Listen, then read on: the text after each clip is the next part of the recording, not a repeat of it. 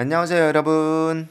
구독과 좋아요 부탁드리고요. 상장한 지 얼마 안 된 기업들을 리뷰하고 있습니다. 이번 영상에서는 스킬즈가 어제 굉장히 큰 폭으로 상승을 했는데요.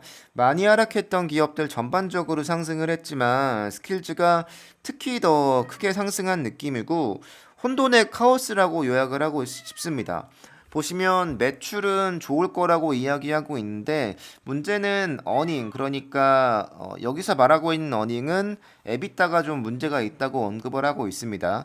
근데 또 좋은 거라고 이야기해 볼 수 있는 건 2022년 올해죠. 올해 가이던스를 조금 더 좋게 이야기하고 있습니다. 그래서 좋은 것도 있고 안 좋은 것도 있습니다. 그래서 미리 먼저 맞은 느낌이 있는데 이게 실적 발표가 얼마 안 남았기 때문에 지금 나온 내용에서 굉장히 큰 차이가 있지 않을 거라고 생각을 하고요. 웬만하면 거의 맞습니다. 그렇다 보니까 조금 더 자세히 볼 필요가 있을 것 같은데 일단 남긴 코멘트를 말씀드리면 오미크론에 대한 긍정적인 영향이 있다고 합니다. 당연하겠지만 물리적으로 코로나가 심해지면 게임을 할 수 있는 환경이 더 많아지는 게 맞다 보니까 여기에 대한 언급을 하고 있고요. 그 다음에 아키에 대한 언급하고 있습니다. 제가 3분기 실적 발표 때 뭔가 그때 컨퍼런스 콜에서 이런 얘기를 했습니다. 네, 완벽한 통합이 이루어지려면 1년쯤 걸린다. 라고 이야기했는데 1년이 이제 뭐 1, 2분기가 지났기 때문에 벌써 그때로부터 어느 정도 내부적으로는 충분한 성과를 내고 있을 거라고 보고요. 뭔가 시스템적인 통합이나 스킬즈 플랫폼과의 연동이나 여러모로 훨씬 더 좋아졌을 거라고 믿어 의심치 않습니다. 두 번째는 빅버건터인데 3분기 실적 발표 때 빅버건터에 대한 실적이 포함이 안 됐습니다. 왜냐하면 굉장히 짧은 시간이었고 이 9월 말쯤에 나왔기 때문에 게임이 뭔가 데이터를 확보하기 좀 어려워서 그때 당시에는 가이던스나 이런 것들에 대한 언급이 없었는데 이제는 좀 가이던스에 포함시킬 수 있는 정도의 데이터가 쌓였을 거라고 보고요. 문제는 제가 최근 영상으로 말씀드렸지만 빅버건터의 순위가 좀 많이 떨어지고 있긴 합니다. 그게 조금 문제긴 하겠으나 빅버건터가 없던 것보다는 낫겠죠. 빅버건터가 없던 2021년도 3분기 이전보다 지금 4분기 이후는 있고 없고가 차이가 클 겁니다. 물론 순위가 떨어졌지만 그 차이는 분명히 있을 거고 거기에 대한 얘기를 하고 있는 것 같습니다. 그리고 트리비아 크랙 페이데이 그렇게 뭔가 만족스럽지 않은 순위고 네, 여러모로 좀 기대치보단 못하지만 어쨌든 여기에 대한 언급들을 좀 하고 있습니다. 이미 다 알고 있는 내용이긴 하죠. 우리가 모두. 매출은 기존 가이던스보다 약 5% 정도 좋습니다. 약 1억 1,400만 달러인데요. 새롭게 나온 가이던스가 1억 1,480만 달러니까 약 5% 정도 그렇게 많이 좋은 정도는 아닌 정도로 좋아졌고요. 문제는 에비타입니다. 에비타가 기존에 3,920만 달러쯤으로 이야기했었는데 약 30%도 안 좋아진 4,800만 달러 정도로 언급이 되고 있습니다. 문제는 역시 가이던스죠. 가이던스는 올해 가이던스가 약 6억 달러. 반올림하면 그렇습니다. 원래 가이던스보다 10%쯤 좋아진 거고요. 4분기 매출이 귀찮으니까 그냥 반내림해서 1억 달러쯤이라고 본다면 2022년 4개 분기를 합친 게 6억 달러니까 최소한 한 분기당 1억 5천만을 찍어야 하는 정도입니다. 그러니까 매출의 성장은 걱정할 필요가 없이 성장하겠구나라는 걸 우리가 볼 수 있는데 심지어 가이던스를 올린 거니까요. 우리가 볼 때 역시 고민해야 하는 건 과연 스킬즈가 언제 흑자로 바뀔 수 있는지 이런 게 더 중요해질 것 같습니다. 분기별 성장은 제가 볼 때 큰 문제가 없을 거라고 생각을 합니다. 역시나 증명해야 하는 건 광고비에 대한 부분. 근데 아마 아키 때문에라도 어느 정도는 좀 훨씬 더 고객을 확보하는 비용이나 아니면 전반적으로 좀 비용적인 측면에서 좋아질 수 있을 거라고 예상을 하고 있습니다. 에비타가 뭐냐면 법인세나 이자 등을 뺀 영업이익으로 기업이 영업 활동을 통해 벌어들이는 현금 창출 능력이라고 합니다. 발음이 잘 안 되네요. 네. 그래서 이 내용을 확인하시면 좀 대응하시기에 좋을 겁니다. 다만 이게 나왔다고 해서 뭔가 선반영은 아닐 겁니다.